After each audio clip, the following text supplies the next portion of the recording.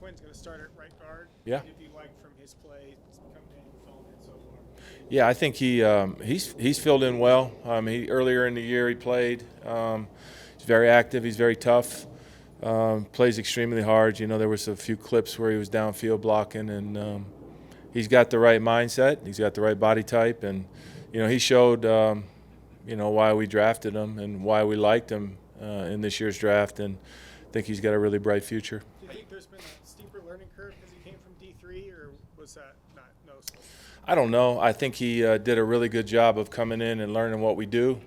He's got really good instincts to play the position, and those guys tend to pick things up quickly. Coach, was the decision to be in 12 personnel much more philosophical change, or what Dallas was giving you?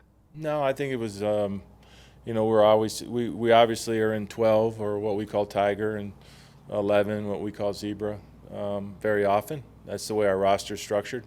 And then, we're always fond of plays that work well, and some of the things we were hitting on were working, so we went back and repeated them.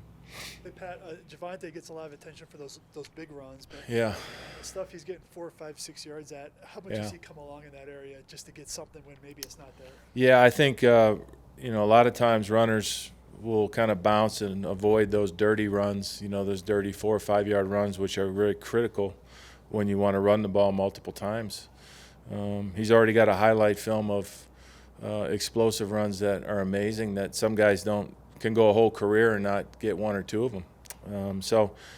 He's had a really good start to his season and his career.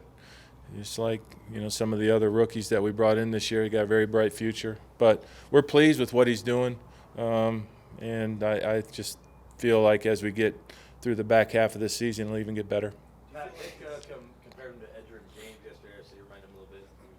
As young as Grizz. Does he remind you of anybody early? I don't know. I stay away from comparisons.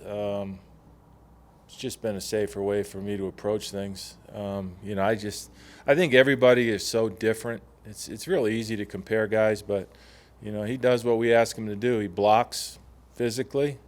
He's got great collision balance as far as breaking tackles. He's caught the ball, and he does the things behind the scenes that tell you, the reason why we drafted him. And I think he's got a bright future. What's the biggest improvement you've seen in Calvin Anderson from your work with him last year? Yeah, I think Calvin again is, he's very quick. He moves around extremely well. And again, it's just overall maturation as a player. I think he went in last week and played extremely well, and he's going to get another opportunity this week probably, and or most likely. I think he'll just build on that. That's, we have so many young players that when we've seen them do very good things, but as they go out there, young players tend to improve more than guys that have been doing it over and over and over. Their improvements are probably smaller, and so I think that should be exciting for him and for us. There's been more third and shorts the last couple of weeks, but Isn't that nice? but what have you seen on the third and longs that's allowed you guys to complete some of those?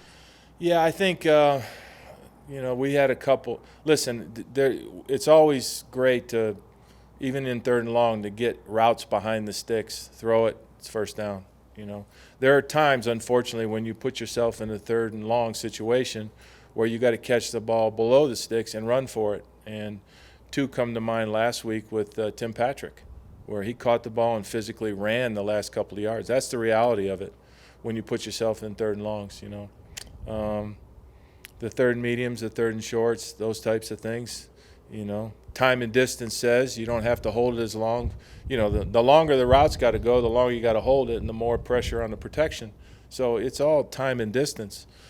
And so, and then the defense, they do their homework too. When it's third and long, they can sit there at the sticks and tackle you or try to tackle you when you throw it below it. So, it's just one of those things that, I think as we've gone along here, we've gotten better and better on third down, and I hope to continue that improvement. What was happening on some of those second and long runs that worked well to set up third and make a distance? We caught them in some favorable fronts and coverages.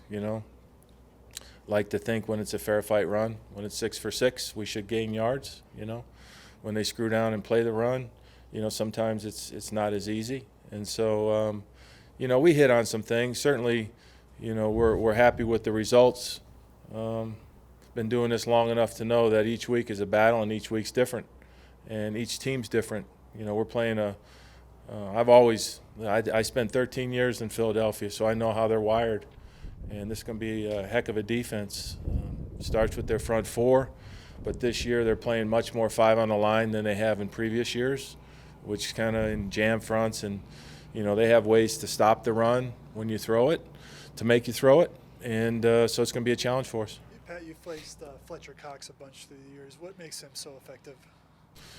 Well, I think, when I was in Philly, even though I was coaching on offense, he was always been one of my favorite Eagles in my time there. He's a very powerful guy. He's big, he's tall, and when he gets a straight run at you, he's hard to block one-on-one. And he's done it over and over and over. He's been productive against the run. He's obviously been an outstanding pass rusher on the inside, and I know he does a heck of a job leading that team. So I got great respect for him. What kind of time as a coach or coordinator have you found it more challenging to get the guys focused or their energy up for the game going into the bye week? Not really. I think, lots made of these build-up, let-down type games. I don't think that's. I don't subscribe to that. I think these guys train very hard every week, and they go in with the idea that they're going to put a good performance on the field and do what they have to do to win the game. On our short horizon, we have our bye week, and it certainly makes things feel better if you get a victory previous to that. So, I don't know. I'll probably give you guys all something to talk about, but I think as we are where our feet are, it's Thursday, and we're doing everything we can to get ready to play Sunday and put a winning performance on the field. Then we deal with, as we move forward, what happens on Monday. What kind of growth have you seen from what Cushing in the last few weeks? It's like he's taken up a notch. Yeah, I think he did coming into training camp. Again, the maturation process of a rookie that was fortunate to play a lot of snaps last year. And I'm really, really pleased with his progress on the field and then everything behind the scenes. When you have a position like center, like quarterback, like middle linebacker, like safety, where a good piece of your job is directing, that's the other stuff behind the scenes where I think he's done a really good job. How did it feel for you after the game when most things really did click offensively, when sometimes things hadn't clicked during the rest of the season? I was pleased we won. Every time you're in the locker room after a win, it really doesn't matter how it played out if you win. I've always subscribed to that, and we won the game. In some games, things go your way, sometimes more than others. Some games they don't, and you got to try to overcome it and win the game. And we did. So it's always fun to win. I think game day never gets old, but we do it so that we can experience the thrill of victory. Teddy, top 5 in completion percentage this year. What stands out about his decision making, but also his accuracy to get those numbers? Yeah, I think he's a very accurate guy, and he understands concepts, and he understands when he can drive the ball down the field, when it's clean, and then I can't get it there. Let me check it down. So that's just who Teddy is, and I think he's a mature quarterback in this league that's got a lot of experience, and he knows how to complete the ball, and I think that's a good thing. Thank you, Pat. Okay.